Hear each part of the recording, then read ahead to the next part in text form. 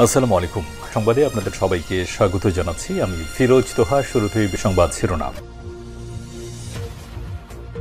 জানিয়ে দেব এই মুহূর্তে হাতে পাওয়া সর্বশেষ গুরুত্বপূর্ণ আপডেট বাংলা সংবাদ। শুরুতেই থাকছে নির্বাচনে দেরি হলে শেখ হাসিনার ষড়যন্ত্র বাড়বে, মেজর হাফিজ। নির্বাচন দিতে যত দেরি হবে শেখ হাসিনার ষড়যন্ত্র তত বাড়বে বলে মন্তব্য করেছেন বিএনপির স্থায়ী কমিটির সদস্য মেজর অবসরপ্রাপ্ত হাফিজউদ্দিন আহমেদ বীর বিক্রম। তিনি বলেছেন, আমরা অতি দ্রুত নির্বাচন চাই। যে সংস্কারের কথা আপনারা বলছেন, শেখ হাসিনা পালায়নের মধ্য দিয়ে তার ৮০% সংস্কার হয়ে গেছে।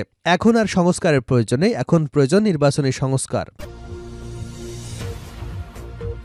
এবারে জানাবো হানিফ সংকেতের জনপ্রিয় অনুষ্ঠান ইত্যাদিতে হামলা, ভাঙচুর। ঠাকুরগাঁওয়ে রানী সংকৈলে জনপ্রিয় ম্যাগাজিন অনুষ্ঠান ইত্যাদি চলাকালে হামলা ও ভাঙচুরের ঘটনা ঘটেছে। এ ঘটনায় অনুষ্ঠান বন্ধ করে দিয়েছে কর্তৃপক্ষ। বৃহস্পতিবার সন্ধ্যার পর উপজেলা রাজবাড়িতে অনুষ্ঠান স্থলে ঘটনা ঘটে। জানাবো শীতে কাঁপছে পঞ্চগড়, ৭.৩ ডিগ্রিতে নামল তাপমাত্রা। তীব্র শীতে কাঁপছে দেশের সর্ব উত্তরের জেলা পঞ্চগড়। একদিনের তাপমাত্রা ২ অঙ্কে নেমেছে। আর শুক্রবার সকালে জেলায় তেঁতুলিয়া তাপমাত্রা রেকর্ড করা হয়েছে ৭.৩ ডিগ্রি সেলসিয়াস। এর ৩ ঘণ্টা আগে সকাল ৬টায় তাপমাত্রা রেকর্ড করা হয় ৭.৮ ডিগ্রি সেলসিয়াস। এদিকে পাচারের টাকায় দুবাইয়ের দ্বীপে বিলাসী ফ্ল্যাট কিনেছেন ট্রান্সকমের সিমিন এবং তার ছেলে। পাচারের টাকায় সংযুক্ত আরব আমিরাতের অভিজাত শহর দুবাইয়ের ট্রান্সকম গ্রুপের বিপুল পরিমাণ অবৈধ সম্পদের খোঁজ মিলেছে। গ্রুপটির প্রধান নির্বাহী কর্মকর্তা সিইও সিমিন রহমান এবং তার ছেলে ট্রান্সকম গ্রুপের head of strategy and transformation Zaraif Ayat হুসাইনের নামে অন্তত ১৯ কোটি টাকা মূল্যের বিলাসবহুল অ্যাপার্টমেন্টের খোঁজ পাওয়া গেছে। এছাড়া রয়েছে দামি গাড়িও। এবারে থাকছে একে আজাদ পুনরায় শাহজালাল ইসলামী ব্যাংকের চেয়ারম্যান নির্বাচিত। শাহজালাল ইসলামী ব্যাংকের চেয়ারম্যান নির্বাচিত হয়েছেন হামিম গ্রুপের ব্যবস্থাপনা পরিচালক এমডি একে আজাদ। ব্যাংকটির পরিচালনা পর্ষদের ৩৭৩তম সভায় তিনি চেয়ারম্যান পুনর্নির্বাচিত হন। একই সভায় মোহাম্মদ ইউনুস পরিচালক পর্ষদের ভাইস চেয়ারম্যান নির্বাচিত হয়। মহিউদ্দিন আহমেদ ভাইস চেয়ারম্যান পুনর্নির্বাচিত হয়েছেন। বুধবার ব্যাংক থেকে পাঠানো এক বিজ্ঞপ্তিতে এ বিষয়টি নিশ্চিত করা হয়েছে।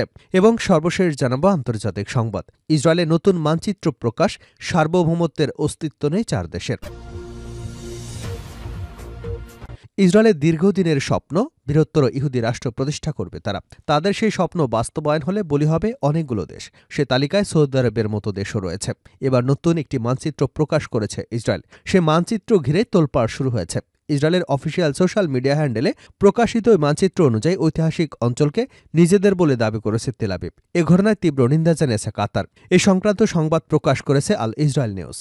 এতক্ষণ শিরোনাম শুনছিলেন, এবার বিস্তারিত। প্রিয় দর্শক, আপনি যদি এই চ্যানেলে নতুন হয়ে থাকেন, ভিডিওটি দেখতে দেখতে চ্যানেলটি সাবস্ক্রাইব করে আমাদের সঙ্গে থাকুন। আর এই ভিডিও সম্পর্কে আপনি আপনার মূল্যবান মতামতটি কমেন্ট বক্সে জানিয়ে দিন।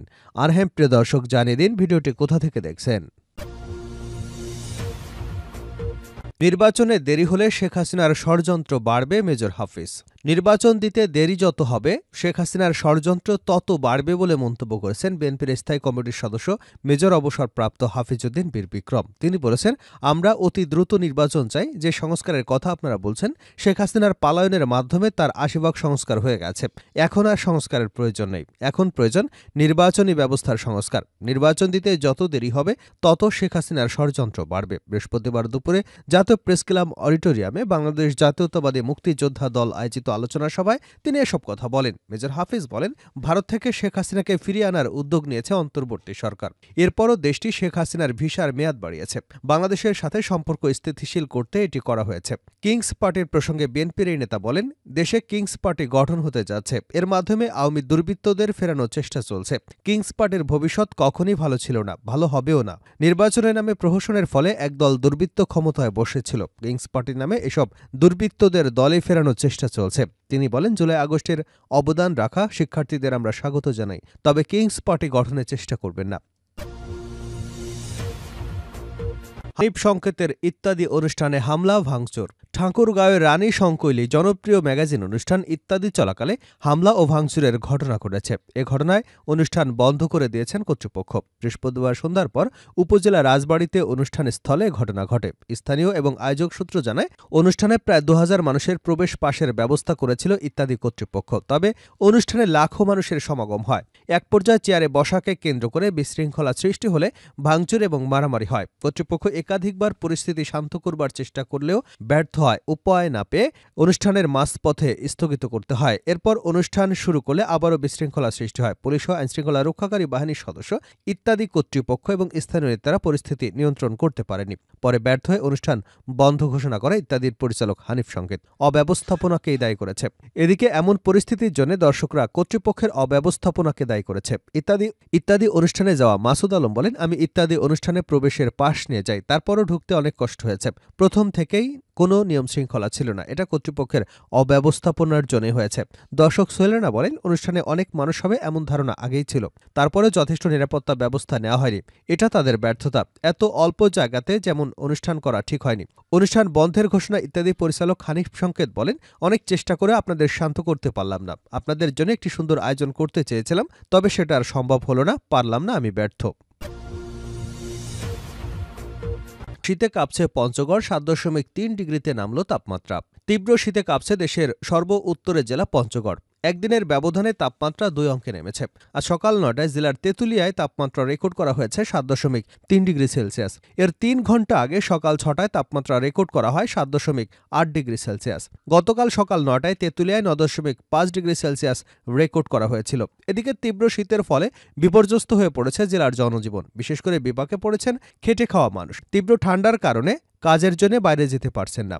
খড়কুটো জ্বালিয়ে শীত নিবারণের চেষ্টা করছেন তারা। এছাড়া হাসপাতালে বেড়েছে ঠান্ডাজনিত রোগের আক্রান্তের সংখ্যা। হাসপাতালে চিকিৎসা নিতে আসা বেশিরভাগ শিশু, বৃদ্ধা যারা বেশি অসুস্থ হয়ে পড়েছেন তারাই কেবল হাসপাতালে ভর্তি হচ্ছেন। তেঁতুলিয়ায় প্রথম শ্রেণীর আবহাওয়া অফিসের ভারপ্রাপ্ত কর্মকর্তা জিতেন্দ্রনাথ রায় জানিয়েছেন, বলেন, সকাল ৬টায় পঞ্চগড়ের তেঁতুলিয়ায় ৭.৮ ডিগ্রি সেলসিয়াস তাপমাত্রা রেকর্ড করা হয়েছে, যা চলতি শীত মৌসুমে সর্বনিম্ন তাপমাত্রা। গত কয়েকদিন ধরে হিমেল হাওয়ায় কনকনে ঠান্ডা অব্যাহত রয়েছে।